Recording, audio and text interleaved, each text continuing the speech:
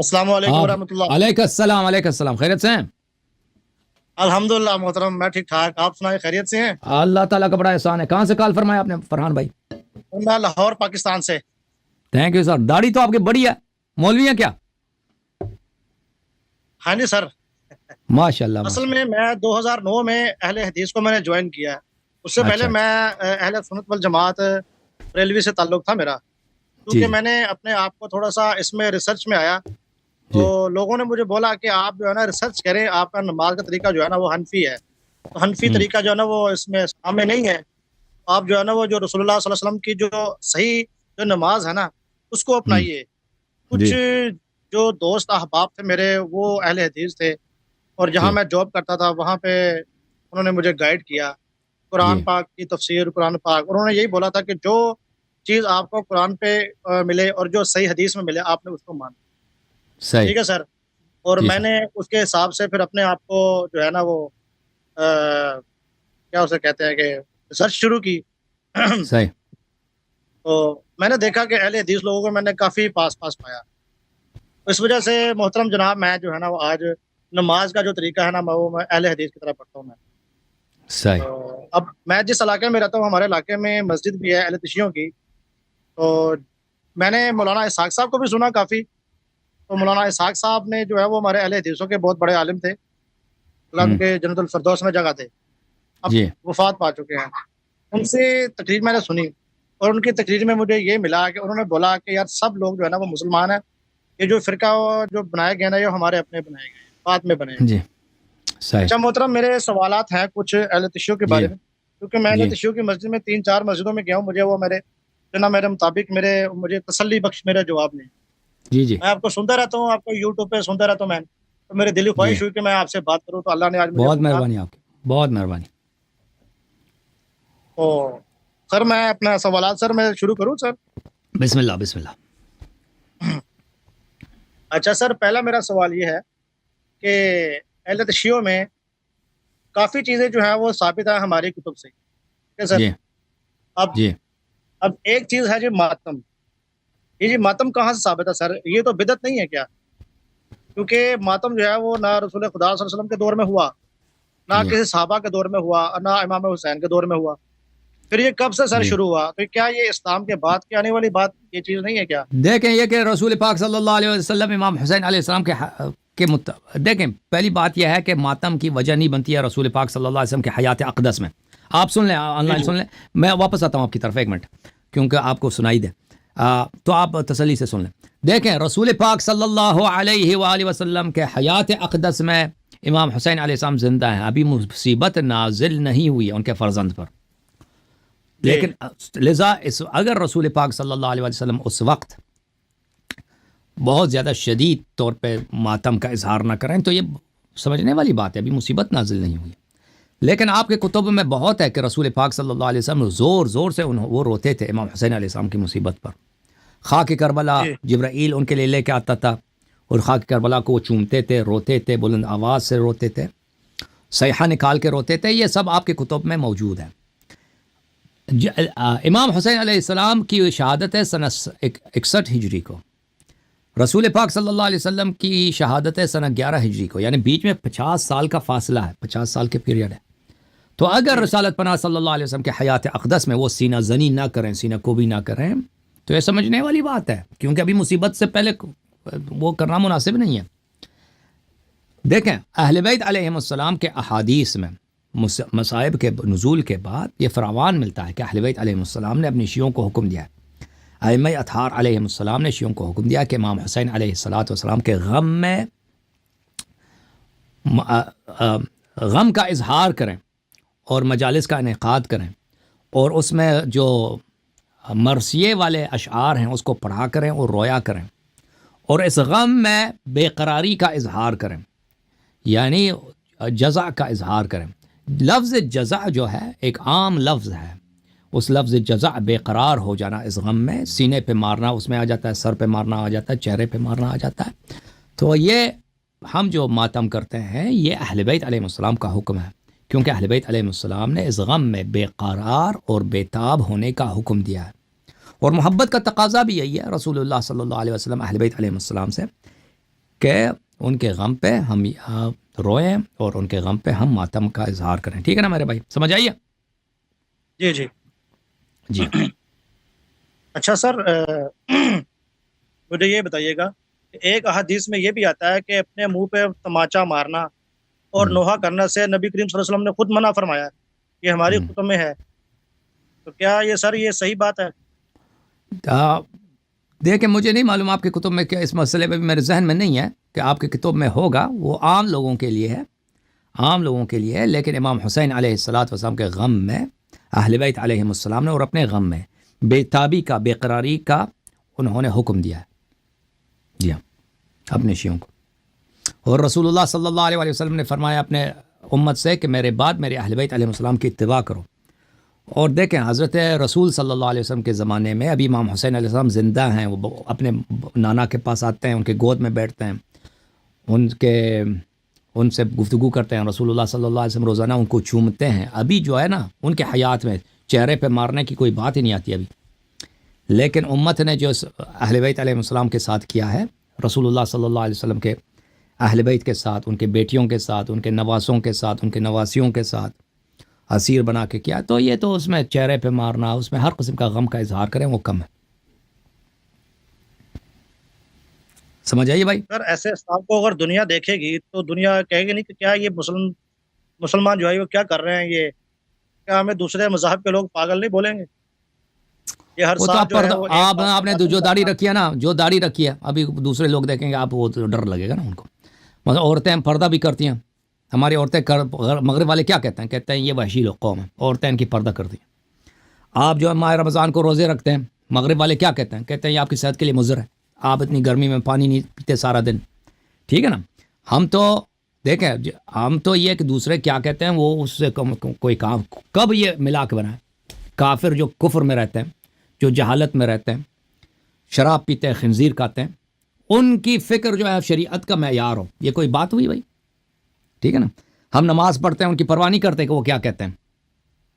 ہم ماہ رمضان میں روزے رکھتے ہیں, پرواہ نہیں ہوتی کہ وہ کیا کرتے ہیں. ہماری بہنیں, ہماری مائیں, ہماری بیویاں جو ہیں وہ پردہ کرتی ہیں, ہمیں پرواہ نہیں. کافر کیا کہتے ہیں, یہ کوئی ملاک ہی نہیں, وہ برا کہیں. ہم داڑھی رکھتے ہیں بھائی, کافر کہتے ہیں کہ داڑھی اچھی نہیں لگتی, شیو کرو. اب پھر ہم شیو کر دیں, یہ کوئی بات ہی نہیں ہوئی نا کہ کافر کیا کہتے ہیں. اور پھر کافر برا نہیں کہتے اس بات کو, ہم ماتم کرتے ہیں نا کافر. اب ہندوستان میں دیکھیں نا کتنے ہندو آتے ہیں ہمارے شیعوں کے پروگرام میں, کتنے ہندو آتے ہیں بھائی. ہندو جو ماتم کرتے ہیں, سینہ زنی کرتے ہیں.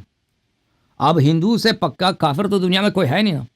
ہندو آتے ہیں مجلس میں, امام حسین علیہ السلام کے لیے روتے ہیں, کیونکہ وہ اس مجلس میں وہ کرامت دیکھتے ہیں, معجزات دیکھتے ہیں, نور ان کو ملتا ہے اہل بیت علیہ السلام کی ذکر میں. بڑے بڑے شاعر ہیں ہندو, اہل بیت علیہ السلام کی شان میں شعر کہتے ہیں, نوحے پڑھتے ہیں, وہ روتے ہیں. مجلس ہوتی ہے ان کی, ان کا باقاعدہ دستہ نکلتا ہے عزاداروں کا. لکھنؤ وغیرہ میں ہندوؤں کا دستہ نکلتا ہے, روزے عاشور عزاداری کرتے ہیں. تو یہ بات کہنا کہ کافر برا کہتے ہیں, نہیں, کافر کوئی برا نہیں کہتا بھائی. ہم نے دنیا میں اتنے, میں کافروں کے درمیان رہا ہوں, کرسچن وغیرہ میں نے بہت دیکھے, وہ کوئی نہیں کہتے. پوچھتے ہیں کہ یہ کیا ہو رہا ہے بھائی, پوچھتے ہیں. شیعوں کو جب دیکھتے ہیں نا کسی نے زنی ہو رہی ہے, وہ تو لازمی بات ہے, یہ کیوں ایسا کر رہا ہے. برا نہیں کہتے کہ یہ بری بات ہے. جب ہم ان کو ایکسپلین کرتے ہیں کہ بھائی یہ ایسا واقعہ ہوا ہے سنہ 61 ہجری کو کہ امام حسین علیہ السلام کے ساتھ, ان کے بچوں کے ساتھ, تو وہ بھی روتے ہیں اللہ کی قسم. کافر کو بھی ہم جب سناتے ہیں نا, کافر روتے ہیں بیچارے. کافر عورتیں, کرسچن وغیرہ, عیسائی روتے ہیں امام حسین علیہ السلام کے غم میں کہ ان کے ساتھ کیا ہوا ہے رسول صلی اللہ علیہ وسلم کے ساتھ. یہ بہت بڑا سانحہ ہے. ہاں. تو یہ کہنا کہ وہ لوگ اس کو برا کہتے ہیں, یہ پہلی بات ہے. اگر برا کہہ بھی دے نا, یہ کوئی ملاک نہیں ہے, پھر وہ برا نہیں کہتے بھائی. جی ہاں, وہابی وغیرہ برا کہتے ہیں نا, وہابی سلفی لوگ جو ہے نا یہ برا کہتے ہیں, لیکن وہ معاویہ کی محبت میں, یزید کی محبت میں برا کہتے ہیں. اللہ جاری صاحب, ایک اور سوال تھا میرا. جی جی. بہت چیزیں سر جس میں ہم اتفاق کرتے ہیں سر, ٹھیک ہے, میں نے بھی اتفاق کیا کیونکہ میں ریسرچ کی اب اس وقت تھوڑا سا اس میں آ گیا ہوں. جی. تو ریسرچ میرے یہاں تک پہنچے کہ ہمارے اہل تشیع بھائی بھی کافی چیزیں بالکل ٹھیک بولتے ہیں جو ہماری کتب سے مل رہی ہیں. تو اب کیونکہ وہ ہماری کتب سے ثابت ہے, پھر آپ بھی انہی کا حوالہ دیتے ہیں کہ ہم مان جائیں. ٹھیک ہے نا سر, آپ ہماری کتب سے اس لیے حوالہ دیتے ہیں نا کہ ہم مانیں. کیونکہ وہ ہماری جی نظر سے کبھی گزری نہیں ہوتی، تو اوکے آپ اس کو ہائی لائٹ کرتے ہیں اور ہماری نظر میں جو ہے وہ پہنچ جاتی ہیں۔ اچھا، جی اب بعض اوقات ایسی احادیث بھی ہیں جو سر آپ کے عقیدے کے مطابق نہیں ہوتی، پھر آپ سر ان کو کیوں نہیں مانتے؟ آپ پھر ان کو بھی تو مانا کریں۔ تو آپ لوگ جو ہے نا خود بھی اپنے سارے احادیث کو نہیں مانتے نا. دنیا میں سر تو میں تو مانتا ہوں۔ کسی دنیا میں تو کوئی ایسا قوم نہیں ہے کہ وہ کہہ دے کہ دنیا میں جتنی احادیث ہیں سب کے سب صحیح ہیں. احادیث کچھ صحیح ہیں کچھ جھوٹی ہیں. تو دیکھیں میرے بھائی، دیکھیں جو دنیا میں مسلمان جو نبی صلی اللہ علیہ وسلم کے نواسے کو قتل کر سکتے ہیں پیارے ہو پیاسے اور تشنہ دہن کے ساتھ، ان کا سر ذبح کر سکتے ہیں، اور پھر ان کا سر مبارک جو ہے نیزیب کے نوک پہ لگا کے ایک شہر سے دوسری شہر دوسری تیسری شہر یہ لے جا سکتے ہیں علن. مسلمانوں نے کیا نا، کفار تو انہوں نے نہیں کیا. تو وہ نبی صلی اللہ علیہ وسلم پہ جھوٹی حدیث نہیں باندھ سکتے، جھوٹی حدیث نہیں باندھ سکتے. یہ کون سا مشکل کام ہے؟ جو نبی صلی اللہ علیہ وسلم کے نواسے کو قتل کر سکتے ہیں، وہ اپنی سیاست کے لیے ان کو ذبح کر سکتے ہیں، وہ ان کے پاس درباری ملا اتنے نہیں ہیں کہ ایک دو نہیں ہزاروں کی تعداد میں اپنے مفاد کے لیے وہ احادیث بنوا دیں، بالخصوص وہ سیاسی احادیث جن سے اہل بیت علیہ السلام کا حق تلفی ہوتی ہو اور دوسروں کا جو حکومت ہے وہ صحیح بنتی ہو. بالکل ضرورت ہے، یہ تو ایک ضرورت ہے. ابھی آپ کے پاکستان میں جو سسٹم ہے، جو نظام ہے، جو حکومت ہے، وہ اپنے مفاد میں اخبارات میں وہ کتنے بیانات دلوا سکتا ہے بھائی؟ ان کے لیے کوئی مشکل ہے پاکستانی حکمرانوں کے لیے کہ اگر انہوں نے کوئی پالیسی اپنانی ہو تو اخبارات میں کسی سچی بات کو جھوٹ پہ کے طور پہ ظاہر کر دیں؟ وہ روزانہ ہوتا ہی یہی ہے بھائی کہ میڈیا پہ کوئی ایسی بات کوئی ایسا کسی سے بیان دلوا دے یا کوئی ایسا کام کر دے جو جھوٹ ہے سچ نہیں ہے، یا سچ کو کمرنگ کر دے، یا جھوٹ اور سچ کو ملا کے ایسا پروپیگنڈا کرے جو لوگوں کو غلط تاثر دیا جائے کسی بات کا. یہ تو بہت عام سی چیز ہے. تو لذا ہم آپ کے احادیث کو نہیں مانتے، ہم صرف ان احادیث کو مانتے ہیں جو قرآن کے موافق ہے، جو اہل بیت علیہ السلام کے اقوال کے موافق ہے. جو آپ کی وہ احادیث جو قرآن اور اہل بیت علیہ السلام کے اقوال کے مخالف ہیں، ہم ان کو نہیں مانتے. ٹھیک ہے نا؟ کیونکہ رسول اللہ صلی اللہ علیہ وسلم نے فرمایا کہ میرے بات کس کی اتباع کرو؟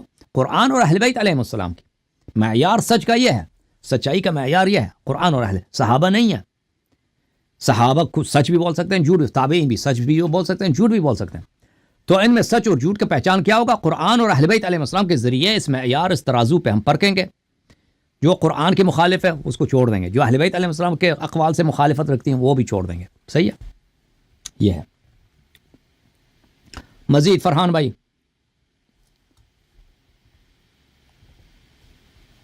محترم میرا اگلا سوال کہ اگر سر جائز ہے لیکن ہماری کو تو اجازت کی بات ہو ایک وقت میں، لیکن وہ اس کیا چیز حدیث ہے؟ میں آپ نے ایک ویڈیو دیکھی، اس میں آپ نے حوالہ جات تو دیا تھا امام مسلم سے، اتقاء سے، لیکن اسی کی حدیث میں دو چار احادیث اس کو ساری عمر کے لیے وہ منع کر دیا کو.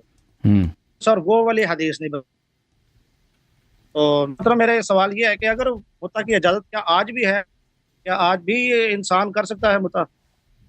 کیونکہ ہمارے نزدیک تو متا جو ہے نہیں ہے، لیکن جو ہے نا اس کے مسئلے میں وہ متا آج بھی کر سکتے ہیں. آیا کہ سر یہ انسانی عقل کے بھی خلاف نہیں ہے یہ بات؟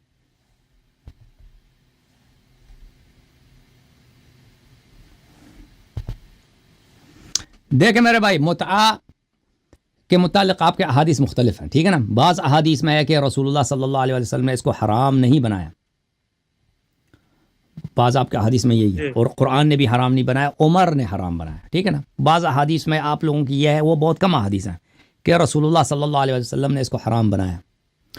تو یہ ان میں اختلاف ہے. قرآن مجید میں متعہ کی حرمت کی کوئی آیت نہیں ہے. متعہ کی حلیت کی آیت ہے، متعہ کی حرمت کی آیت نہیں ہے قرآن مجید میں. ٹھیک ہے نا؟ تو اب یہاں پہ کون سی احادیث صحیح ہیں کہ کیا متعہ حلال تھا پھر اس کو حرام بنایا گیا؟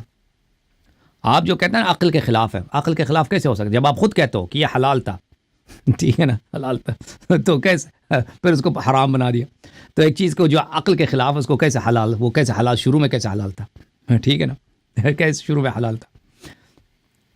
اور صحابہ کی ایک بہت بڑی تعداد ان کے اقوال، ان کے روایات موجود ہیں کہ رسول اللہ صلی اللہ علیہ وسلم نے اس کو حرام نہیں بنایا، عمر نے حرام بنایا. تو یہ وہ قلیل روایات جو آپ کی کتب میں ہیں کہ رسول صلی اللہ علیہ وسلم نے اس سے منع کیا، وہ بہت کم ہے، نادر ہیں، شاذ ہیں. اکثر میں یہی ہے کہ عمر نے اس کو منع کیا تھا. متعۃ النساء کو اور اسی طرح متعۃ الحج کو. ٹھیک ہے نا میرے بھائی؟ اچھا میں اس بھائی کو دوبارہ لے کے آتا ہوں. جی بسم اللہ. جی فرحان بھائی. اچھا محترم، میرا سوال یہ تھا کہ جیسے متع کے بارے میں آپ نے بولا کہ پہلے حلال تھا پھر حرام ہو گیا نا، میں نے بولا آپ کو، تو شراب کے بارے میں بھی یہی تھا نا. شراب جو تھی وہ پہلے حرمت تھی اس کی، لوگ پیتے تھے، صحابہ کرام پیتے تھے. نہیں بعد میں پھر شراب کو جو حرمت کی گئی، اللہ تعالیٰ نے اس پر قرآن نازل فرمایا. شراب شروع سے تھا نا، شراب اسلام سے پہلے تھا، اس کی حرمت نہیں آئی تھی. متعہ رسول اللہ صلی اللہ علیہ وسلم نے خود نکاح اجل کے ساتھ نکاح کرنے کی حکم دیا تھا. ٹھیک ہے نا؟ اجل تعین کر کے، مدت تعین کر کے نکاح کرنے کا نبی صلی اللہ علیہ وسلم نے حکم دیا تھا، تشریح کیا تھا. تو شراب اس طرح نہیں تھا کہ شراب نہیں تھا، پیغمبر صلی اللہ علیہ وسلم نے اس کو حلال کر دیا پھر حرام کر دیا، اس طرح تو نہیں ہے. شراب تو شروع سے تھا، اسلام سے پہلے شراب لوگ پیتے تھے. رسول اللہ صلی اللہ علیہ وسلم نے اس سے منع نہیں فرمایا کچھ مدت کے لیے، پھر منع فرمایا. ٹھیک ہے نا؟ متعہ کا کیا ہے؟ متعہ اس طرح ہے، متعہ رسول اللہ صلی اللہ علیہ وسلم نے جب صحابہ، یہ مسلم کی حدیث ہے کہ صحابہ نے جب شکایت کی کہ ہمارے پاس نہیں ہے، عورتیں نہیں ہیں، تو رسول صلی اللہ علیہ وسلم نے ان سے کہا کہ تم نکاح کرو ایک مدت کے لیے، ایک ٹائم کے لیے، ایک پیریڈ کے لیے. میں آپ کو دکھا دیتا ہوں.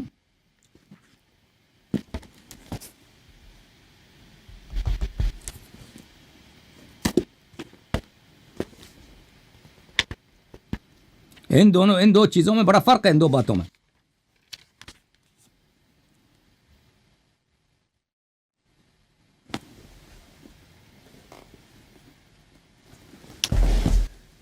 یہ دیکھو صحیح مسلم ہے، چاپ دار الفکر، کتاب النکاح، باب نکاح المتعہ، نکاح متعہ کی باب میں دیکھیں عبداللہ کیا کہہ رہا ہے. عبداللہ بن مسعود رضی اللہ عنہ، کننا نغزو مع رسول اللہ صلی اللہ علیہ وسلم، ہم رسول پاک صلی اللہ علیہ وسلم کے ساتھ جہاد پہ جاتے تھے. لیس لنا نساء، ہمارے پاس عورتیں نہیں ہوتی تھی. فقلنا الا نستخصی، ہم خسی کر لیتے اپنے آپ کو، کاسٹریٹ کر لیتے ہیں. فنہانا عن ذلك، رسول صلی اللہ علیہ وسلم نے ان سے منع کیا. ثم رخص لنا ان ننكح المرأة بالثوب الى اجل، پھر فرمایا کہ تم کسی عورت کے ساتھ نکاح کر لو، اس کو کچھ پیسے دے دو، ایک کپڑا دے دو اس کو، الى اجل، ایک مدت تک.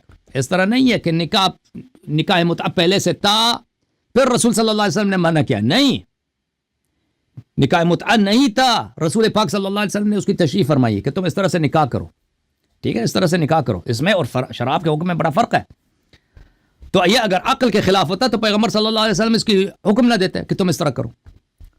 ثم قال، پھر عبداللہ بن مسعود نے، ثم قرأ عبداللہ بن مسعود نے اس آیت کی تلاوت کی، یا ایھا الذین آمنوا لا تحرموا طیبات ما احل اللہ لکم ولا تعتدوا، اے ایمان والو وہ پاک چیزیں جو اللہ نے حلال بنائے اس کو حرام نہ کرو اور حد سے تجاوز نہ کرو. ان اللہ لا يحب المعتدین، جو لوگ حد سے تجاوز کرتے ہیں اللہ تعالیٰ ان سے پیار نہیں کرتا اور اللہ تعالیٰ ان سے محبت نہیں کرتا.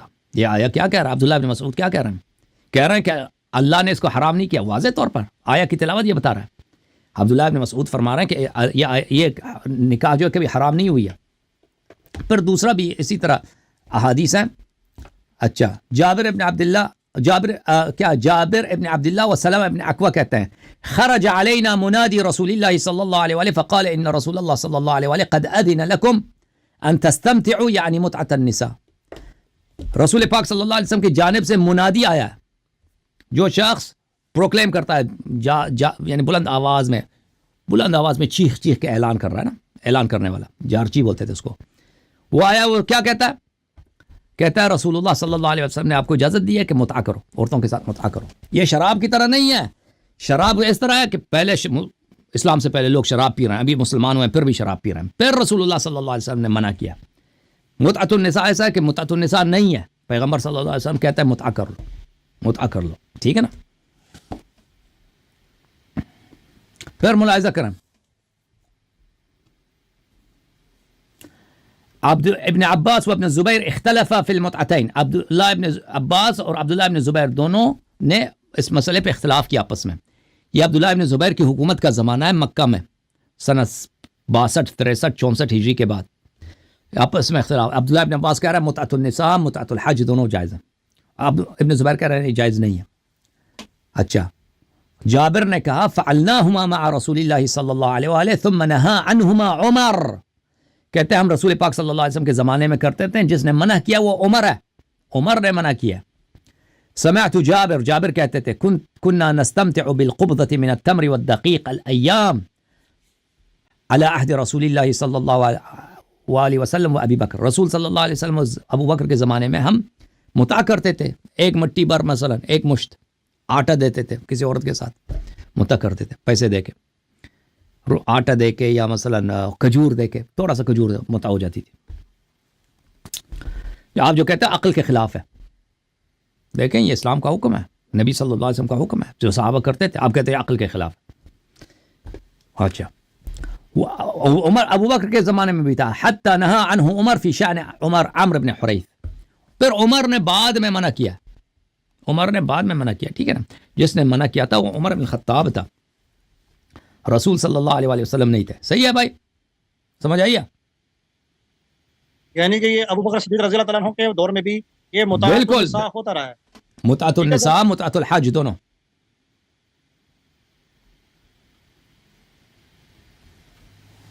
اچھا محترم, میرا سوال ختم ہو گیا بھائی سوال آپ کے. نماز کا طریقہ سر مجھے بتا دیجیے. جی اللہ تعالیٰ آپ کو جزائے خیر دے. سر مجھے تھینک یو نماز سر, کا اللہ طریقہ آپ کو بتا دیجیے کہ نماز جو ہے وہ چھوڑ کر پڑھنی چاہیے. نماز کیا کرنا چاہیے, حوالہ ہے تو وہ ذرا نماز کیا کرنا چاہیے سمجھ نماز نہیں, کا طریقہ جو ہے مجھے سمجھ نہیں آیا نماز کا طریقہ کیا ہوا. آواز آ رہی ہے؟ ہاں کہہ دیں نماز کا طریقہ کیا ہوا بھائی. ہاتھ چھوڑ کر جو ہے اس کا حوالہ کسی حدیث میں نہیں ہے, کسی حدیث میں نہیں ہے ہے. کہ ہاتھ پہ ہاتھ ڈال کے نماز رسول صلی اللہ علیہ وسلم پڑھتے تھے, کسی حدیث میں نہیں ہے. جو آپ کے اپنے کتابوں میں, ٹھیک ہے نا, آپ کے کتابوں میں نہیں ہے, صرف ایک روایت نہیں ہے, نہیں کسی روایت میں نہیں. سنن نسائی میں نے وہ ضعیف ہوگی, کسی صحیح حدیث میں نہیں. پڑھا ہے. صرف وہ حدیث ہے کہ دیکھیں میں آپ کو دکھا دیتا ہوں کہ آپ کے ہاں جو حدیث ہے,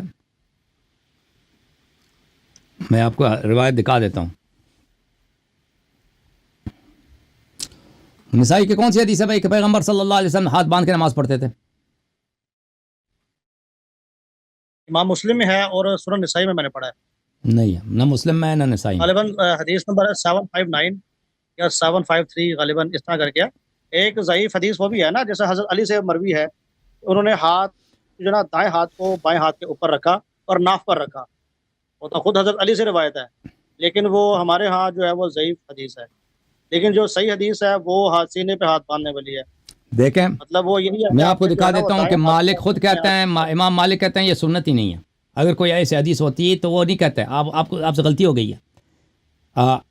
دیکھیں امام مالک کو دیکھیں نا, امام مالک جو ہے نا وہ حجت تو نہیں ہو سکتے نا رسول خدا کے. نہیں وہ جو بات دیکھیں وہ کوئی پاگل تو نہیں ہے نا, جب کہہ رہے ہیں یہ سنت ہی نہیں ہے, حدیث نہیں ہے, تو پھر میری بات صحیح ہے کہ اس میں کوئی حدیث نہیں ہے. آپ کہہ رہے ہیں حدیث ہے, جو حدیث ہے وہ یہ ہے کہ ایک صحابی کہتے ہیں کننا نؤمر, ہمیں حکم ملتا تھا کہ ہم نماز میں جو ہے ہاتھ پہ ہاتھ رکھ کے نماز پڑھیں. لیکن اس میں یہ نہیں ہے حکم دینے والا کون تھا, کہ آپ ہمیں حکم ملتا تھا کہ ہم کننا نؤمر, ہمیں حکم ملتا تھا کہ ہم ہاتھ پہ ہاتھ باندھ کے نماز پڑھیں. ہو سکتا ہے وہ صحابہ ہوں, مثلا عمر کے زمانے کی بات کر رہا ہوں, وہ یہ تو نہیں کہہ رہا کہ رسول اللہ صلی اللہ علیہ وسلم ہمیں حکم دیتے تھے. جو رسول پاک صلی اللہ علیہ وسلم کے احادیث ہیں اس میں ان کے نماز پڑھنے کے طریقہ آپ کے کتب میں, اس میں یہ نہیں کہ وہ ہاتھ پہ ہاتھ ڈال کے نماز پڑھتے, اس میں ذکر ہی نہیں ہے. اسی لیے دیکھیں میں آپ کی خدمت میں عرض کروں, یہ المدونہ, ایک منٹ بھائی, المدونہ الکبریٰ,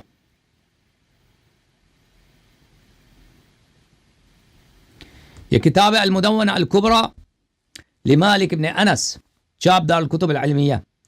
دیکھیں الاعتماد فی الصلاة والاتکاء وضع الید علی الید, صفحہ نمبر 169 ہے.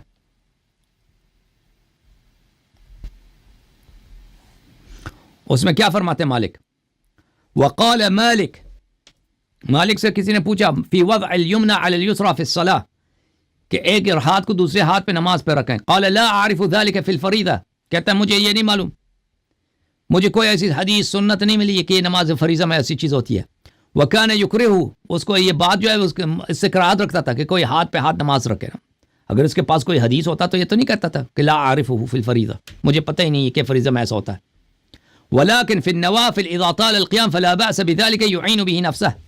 اس نے کہا کہ نوافل میں اگر نوافل بہت لمبی ہو جائے, انسان کو تھکاوٹ ہو, تو اپنی تھکاوٹ دور کرنے کے لیے بھئی وہ ہاتھ کو ہاتھ پہ رکھ کے وہ یہ کر سکتا ہے، وہ بھی کوئی سنت نہیں ہے، تکاوٹ دور کرنے کے لیے اس جائز ایسا کر، یہ اس نے کہا، یہ اس کا فتویٰ ہے۔ تو یہ کیسے ہو سکتا ہے کہ یہ حدیث ہو؟ یہ شرح صحیح بخاری ابن بطال جزء ثانی چاپ مکتبۃ الرشد صفحہ نمبر 358 میں، ورأت طائفة ارسال الیدین فی الصلاۃ، کہتے ہیں اکابر کا ایک جو صحابہ تابعین کا ایک جماعت ہے کہ وہ نماز ہاتھ کھول کے پڑھتے تھے۔ روی ذلك عن ابن الزبیر، عبداللہ ابن زبیر سے، حسن بصری سے، سعید ابن مسیب سے۔ ورأى سعید ابن جبیر رجلا يصلي واضعا يمينه على شماله فذهب فرق بينهما۔ سعید ابن جبیر جو اتنا بڑا محدث ہے بخاری مسلم میں اور اتنا بڑا مفسر ہے، ابن عباس کا شاگرد ہے، اس نے دیکھا ایک شخص ہاتھ پہ ہاتھ رکھ کے نماز پڑھا، وہ چلا گیا اس کے ہاتھ کو ہٹا دیا، ایک دوسرے سے ہٹا دیا، ہاتھ کھول دیا اس کے۔ اور یہ بھی مالک سے روایت کر رہے، لا احبه في المكتوبه ولا باس به في النوافل من طول القيام۔ مالک نے بھی یہ کہا کہ مجھے یہ پسند نہیں ہے کوئی ہاتھ پہ ہاتھ رکھ کے نماز پڑھے، اور اگر نوافل میں کوئی کرنا چاہے کہ اگر وہ تک گیا ہے تکاوت دور کرنے کے لیے ہاتھ پہ ہاتھ رکھے تو کوئی بات نہیں ہے۔ یہ تو بہت ساری کتابوں میں، ٹھیک ہے نا۔ تو اب آپ کہہ رہے ہیں کہ آپ کے پاس حدیث ہے، آپ کا اپنا عالم جو مالک ہے وہ کہہ رہا ہے کہ ایسی کوئی حدیث نہیں ہے۔ آپ جس حدیث کی طرف اشارہ کریں مسلم میں تو قطعاً نہیں ہے، مسلم میں تو کوئی حدیث نہیں ہے۔ نسائی میں جو حدیث کی طرف اشارہ کر رہے ہیں اس میں بھی مجھے نہیں لگتا کہ کوئی حدیث ہے۔ یہ وہی صحابہ کا قول ہے کہ ہمیں حکم ملتا تھا، ہمیں پتہ ہے کہ ان کو حکم ملتا ہوگا صحابہ کو، لیکن یہ خلفاء کے زمانے کا ہے، نبی صلی اللہ علیہ وسلم کے زمانے کا نہیں ہے۔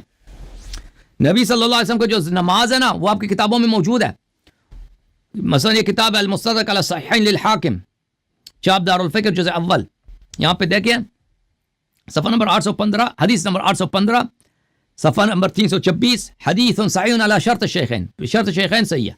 815 اس نے بھی کہا، ذہبی نے بھی کہا علی شرطہما، بشرط بخاری مسلم، یہ حدیث صحیح ہے۔ رسول اللہ صلی اللہ علیہ وسلم نے کہا کہ انہا لا تتم صلاة احد حتى يسبغ الوضوء كما امرہ اللہ عز وجل، کسی شخص کی نماز نہیں ہوتی مگر یہ کہ وہ اچھی طرح سے وضو بنائے، صحیح وضو بنائے جس طرح اللہ نے حکم دیا۔ اچھا وہ کیسا وضو ہے؟ یغسل وجهه ویدیہ الى المرفقین، اپنے دونوں اپنا چہرہ دھو لے اور اپنے ہاتھ کوہنیوں کے ساتھ دھو لے، ویمسح رأسه ورجلہ الى الكعبین، اور اپنے سر کو مسح کرے اور اپنے دونوں پیروں کو کعبین تک یعنی پشت پا، اور جو پشت ہوتی ہے نا پیٹھ ہوتی ہے وہاں تک مسح کرے پیروں کی اور سر کی مسح کرے۔ اچھا ثم یکبر، پھر اس کے بعد نماز میں پہلے تکبیرۃ الاحرام، ویحمد اللہ ویمجدہ، اللہ کا حمد و ثنا بیان کرے، ویقرأ من القرآن ما اذن له اللہ له فیہ، اور جو سنت ہے کہ قرآن پڑھنا حمد سورہ وہ پڑھ لے۔ ثم یکبر ویرکع، پھر تکبیر کہہ دے اور رکوع کر لے۔ کہاں ہے اس میں ہاتھ باندھنا؟ کہاں ہے ہاتھ باندھنا؟ جب رکوع کرتا ہے وَيَضَعْ كَفَّيْهِ عَلَى رُكْبَتَيْهِ، جب وضو کرتا ہے تو رکوع کرتا ہے تو دونوں ہاتھوں کو ہتھیلیوں کو اپنے گھٹنوں پہ رکھ دے، پھر وہ سجدہ وغیرہ کا طریقہ کار بتا لیتے ہیں نا۔ تو اس میں ہاتھ باندھنے کا کہاں پر ہے؟ ہمیں تو کہیں نظر نہیں آیا آپ کی کتابوں میں۔ کیونکہ میں نے سب دیکھا، میرے وقت اس وقت ذہن میں جو ہے نا وہ حوالہ جات جو ہے نا میرے مائنڈ میں اس وقت نہیں ہے، کیونکہ میں نے پڑھا ہوا ہے، لیکن زیادہ تر احادیث جو ہے نا اصل جو بات جو تھی نا وہ حضرت ابوبکر صدیق کے جو فرزند تھے ان کے بارے میں نے سنا کہ وہ ہاتھ چھوڑ کر نماز پڑھا کرتے تھے، ٹھیک ہے نا۔ ان کے وہ حوالہ آپ کے ذہن میں ہے؟ کائنڈلی مجھے دے دیجیے ذرا۔ مجھے تو یاد نہیں پڑتا بھائی کہ یہ آپ کی کتابوں میں نے جو دیکھا تھا وہی ہے کہ حدیث صحیح ہے۔ آپ کے مجھے بہت سال پہلے کی بات ہے، ابھی میرے ذہن میں نہیں وہ کس کتاب میں تھا، اس میں یہی تھا کہ وہ ہاتھ کو ہاتھ پر ہمیں حکم ملتا تھا، صحابی کہتا ہے، لیکن وہ نہیں کہتا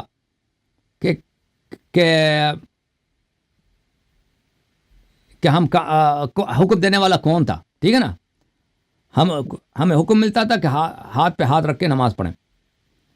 جی ہاں، رسول صلی اللہ علیہ وسلم سے آپ کے کتابوں میں نے کہیں تو نہیں دیکھا، ہو سکتا ہو، مجھے بہرحال مجھے جو یاد پڑتا ہے وہ نہیں ہے، کوئی حدیث نہیں ہے۔ جی چلو مان لیتے ہیں آپ کی بات کو۔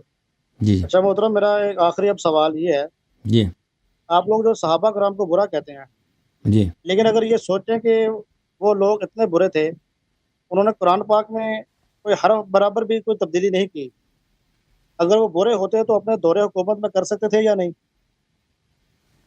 دیکھیں نا ایک سوال پیدا ہوتا ہے نا مائنڈ کیا میں، سوال ہے؟ اگر وہ برے تھے تو ان کو دور حکومت ملا جن کو آپ لوگ برا بلا کہتے ہیں، تو قرآن پاک میں تو کوئی ہرا بہرا کوئی ایسی کوئی غلطی نہیں کوئی، کیونکہ جو چوری کرتے تھے ان کے ہاتھ بھی کٹے، زکوٰۃ بھی لوگوں نے دی، ہر طرح کے معاملات ٹھیک گزرے۔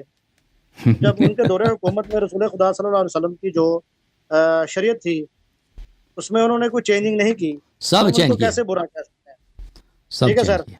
اور دوسرا سوال میرا یہ تھا اسی کے اندر، اسی حوالے سے ہی، کہ دیکھیں اگر تو کافر تو نبی پاک صلی اللہ علیہ وسلم نے بھی کبھی نہیں کہا ان کو، ٹھیک ہے، اگر کافر تھے تو اللہ کو معلوم ہے اس بارے میں، ہمیں تو نہیں معلوم، ہم نے دیکھا نہیں، نہ آپ لوگوں نے کبھی دیکھا ان کی زندگی، اور اگر اللہ کی نظر میں کافر نہ ہوئے اور اگر ہم نے ان کو اپنی زندگی میں کافر کہنے لگے تو کیا سر ایک حدیث میں ہم کافر نہ ہو جائیں گے؟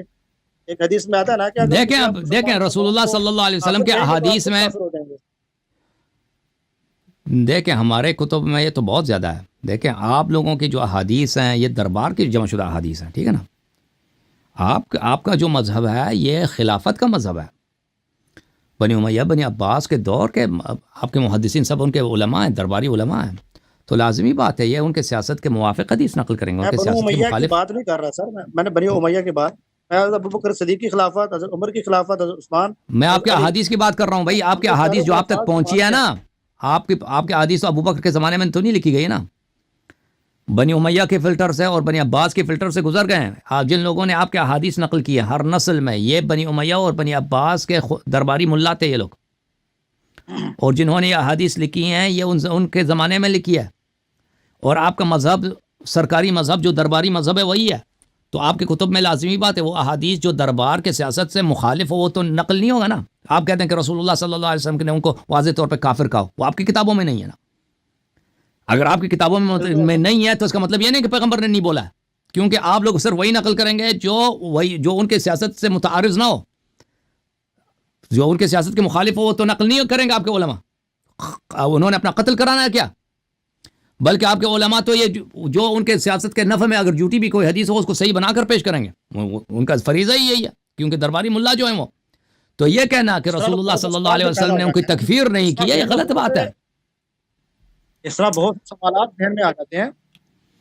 آپ کی کتابوں میں کس منافق کے متعلق یہ ہے کہ رسول اللہ صلی اللہ علیہ وسلم نے منافق کو منافق بولا ہے؟ اتنے آیات ہیں قرآن میں منافقین کے متعلق، کتنے احادیث ہیں آپ کے پاس کہ رسول اللہ صلی اللہ علیہ وسلم نے فرمائی یہ منافق جو اس آیا میں اس کا مراد کون ہے؟ ٹھیک ہے نا، یہ تو نہیں ہے آپ کی کتابوں میں. یہ باتیں اگر آپ کی کتابوں میں نہیں اس کا مطلب یہ نہیں کہ پیغمبر صلی اللہ علیہ وسلم نے بولا نہیں ہے. دیکھیں آپ کی کتابوں سے جو ہم آپ کے دیکھیں اگر ہم ثابت کرتے ہیں آپ کی کتاب سے کہ ابو بکر نے یا عمر نے رسول اللہ صلی اللہ علیہ وسلم کی توہین کیا بھائی، تو ختم ہے. ضروری نہیں ہے اب اس کے بعد ہم یہ بھی دکھائیں کہ توہین کرنے کے بعد پیغمبر نے نہیں بولا جی ہاں اس نے میرے توہین کی، یہ کافر بھی ہے، کیونکہ وہ اس کی ضرورت ہے. ہمیں پتہ ہے کہ توہین کرنے والا کوئی بھی نبی کا صلی اللہ علیہ وسلم کا وہ کافر ہے، ٹھیک ہے نا. اب آپ کی کتابوں میں ہے کہ ابو بکر عمر جنگ سے بھاگ گئے، جب قرآن کی آیت ہے رسول اللہ صلی اللہ علیہ وسلم کی حدیث ہے کہ جو جنگ سے بھاگتا ہے وہ جہنمی ہوتا ہے. اب اس کے بعد ہمارے پاس کوئی دوسری حدیث لانے کی ضرورت نہیں ہے کہ ہم آپ کی کتاب سے یہ بھی دکھا دیں کہ جنگ سے بھاگ گیا تھا، بھاگنے کے بعد پیغمبر نے فرمایا کہ جی ہاں یہ جہنمی ہے، یہ ابو بکر عمر جہنمی. یہ کوئی ضروری نہیں ہے بھائی، اگر ہوتا بھی آپ لوگ نقل نہیں کرتے، لیکن ہمارے کتابوں میں یہ موجود ہے یہ چیزیں، کیونکہ ہم نے اہل بیت علیہ السلام سے حدیث لی ہے، دربار سے نہیں لیا ہے. تو ہمارے پاس حدیث بہت زیادہ ہے شیخین کے متعلق، ٹھیک ہے. اور پھر آپ کا یہ کہنا کہ ان کی خلافت بہت اچھی تھی، یہ بھی آپ کی غلط فہمی ہے. انہوں نے شریعت کے تمام احکام چینج کر دیے، بھائی یہ دیکھو آپ کے خود صحابہ نے خود شہادت دی. یہ کتاب صحیح بخاری چاپ دار الفکر، یہ کتاب صفحہ نمبر 161 ہے، ملاحظہ کریں صفحہ نمبر 650 میں. سمعت ام الدرداء تقول، ام الدرداء کہتے ہیں ابو درداء میرے پاس آئے، وہ بڑے غصے میں تھے. قلت ما اغضبک، میں نے کہا کیوں آپ غضب میں ہیں؟ قال والله ما اعرف من امت محمد صلی اللہ علیہ وسلم شیئا الا انهم يصلون جميعا. مجھے امت محمد صلی اللہ علیہ وسلم کی شریعت کی کوئی بات میں نظر نہیں آتی مگر یہ کہ بس یہ نماز جماعت ان کے پاس ہے. یہ کہ اس کا ترجمہ دیکھ لیں، تفہیم البخاری، صحیح بخاری کی شرح و ترجمہ، کس کی روایت تصنیف ہے؟ مولوی ظہور الباری اعظمی فاضل دارالعلوم دیوبند، جلد اول حصہ اول، اردو بازار کراچی میں چھپی ہے. یہاں پہ ملاحظہ فرمائیے اسی حدیث کے ترجمے میں کیا فرماتے ہیں.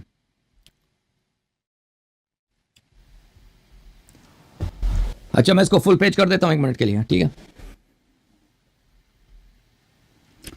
ام دردہ سے سنا, ام دردہ کیا کہتی ہیں, آپ نے فرمایا کہ ایک دفعہ مرتبہ ابو دردہ آئے, بڑے غضبناک ہو رہے تھے. میں نے پوچھا کیا بات ہوئی, فرمایا محمد صلی اللہ علیہ وسلم کی شریعت کی کوئی بات اب نہیں پاتا سوا اس کے کہ جماعت کے ساتھ نماز پڑھ لیتے ہیں. ٹھیک ہے نا, ہاں بھائی سب انہوں نے چینج کیا نہیں کیا, چینج کیا نہیں کیا. اچھا آپ چلتے ہیں, یہ صحیح بخاری ترجمہ اور شرح کے ساتھ نعمانی کتاب خانہ میں چھپیا, علامہ وحید الزمان صاحب کا ترجمہ اور شرح. ابو دردہ میرے پاس آئے, وہ بڑے غصے میں تھے. میں نے پوچھا کیوں غصے میں, انہوں نے کہا خدا کی قسم میں دیکھتا ہوں حضرت صلی اللہ علیہ وسلم کے وقت کا کوئی کام باقی نہیں رہا, بس یہ رہ گیا کہ لوگ مل کر نماز پڑھ لیتے ہیں. لوگ مل کر کیا کرتے ہیں, نماز پڑھ لیتے ہیں. یہ صحیح بخاری ہے حافظ حماد صاحب کے ترجمے کے ساتھ, جلد نمبر 5 صفحہ نمبر ہے 65.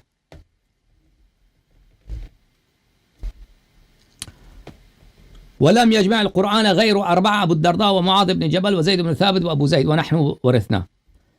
انس نے کہا کہ رسول پاک صلی اللہ علیہ وسلم نے جب وفات پائی صرف 4 صحابہ کرام قرآن کے حافظ تھے. ابو الدرداء, معاذ بن جبل, حافظ تو نہیں, جمع کیا تھا, اور ابو درداء انہی میں سے ایک تھے. ٹھیک ہے نا, ابو درداء کی فضیلت. اب یہ ابو درداء کہ صرف 4 صحابی ہیں جن کو قرآن آتا تھا, ان میں سے ایک ہے. اب اس کا مطلب کیا ہے اس جملے کا جو انہوں نے بولا. یہ کتاب فتح الباری بشرح صحیح البخاری, چھاپ دار المعرفہ, دیکھیں اسی حدیث نمبر 650 کے شرح میں حافظ ابن حجر کیا کہتے ہیں. یرید من امت محمدا شیئا لم يتغیر عما كان علیہ الا الصلاة فی الجماعہ. میں رسول صلی اللہ علیہ وسلم کی امت میں کوئی شریعت کی ایسی بات جس کو لوگوں نے چینج نہیں کیا, نہیں پتا سوائے کہ بس یہ لوگ جماعت میں نماز پڑھتے ہیں. یصلون جميعا ای مجتمعین, یعنی جماعت کے ساتھ پڑھتے ہیں. ومراد ابو الدرداء ان اعمال المذکورین حصل فی جمیعها النقص والتغییر الا التجمیع فی الصلاة, کہ مسلمانوں کے اعمال میں تغییر اور نقصان کمی بیشی آ گئی ہے, مگر یہ نماز بس پڑھتے ہیں, جماعت ہوتی ہے. ٹھیک ہے نا, اور یہ کس زمانے کے بعد, وکان ذلك فی اواخر خلافت عثمان. کہتے ہیں یہ امر ایک نسبی بات ہے کہ لوگوں نے چینج کیا, کیونکہ نبی صلی اللہ علیہ وسلم کے زمانے کی ایک بات ہے, پھر ثم کان فی زمن الشیخین, شیخین کے زمانے میں تبدیلی آ گئی ہیں, اور پھر ابو درداء کے آخری زمانے میں, عثمان کے زمانے میں وفات ہو گئی ہیں. ٹھیک ہے نا, تو جو شخص عثمان کے زمانے کو پایا وہ کہتا ہے نبی صلی اللہ علیہ وسلم کے زمانے میں جو احکام دین تھے وہ سب کے سب چینج ہو گئے. صحیح ہے بھائی, اور بھائی فرحان بھائی کافی ہے بھائی, سوال ہو گیا آپ کا, مزید کچھ کہنا؟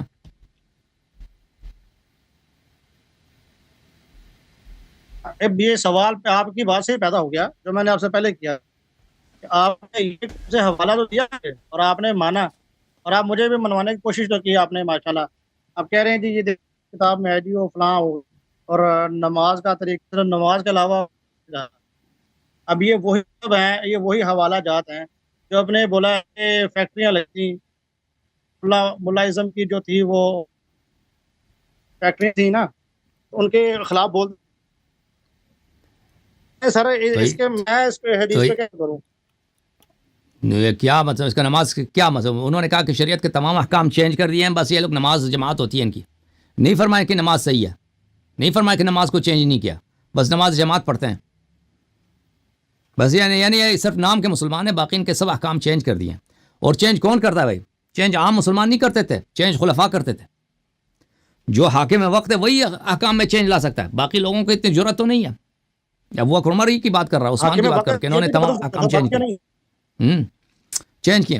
اب آپ کہتے ہیں نا کہ یہ غلط حدیث ہے, آپ لوگوں کا اجماع ہے کہ یہ حدیث صحیح ہے, یا اور یہ اہل بیت علیہ السلام کے فرمان کے مطابق ہے, اور رسول صلی اللہ علیہ وسلم کی سنت قطعیہ کے مطابق ہے کہ پیغمبر صلی اللہ علیہ وسلم نے فرمایا کہ میرے بعد 2 چیزوں کی اتباع کرو گے, کبھی گمراہ نہ ہو جاؤ گے, قرآن اور اہل بیت علیہ السلام. صحابہ نے قرآن اہل بیت علیہ السلام کو چھوڑا تو سب چیزوں میں گمراہ ہو گئے نا, سب احکام دین چینج کر دیے انہوں نے. بہت مہربانی, بہت اوکے, تھینک یو سر, اللہ آپ کو جزائے خیر دیں, بہت مہربانی.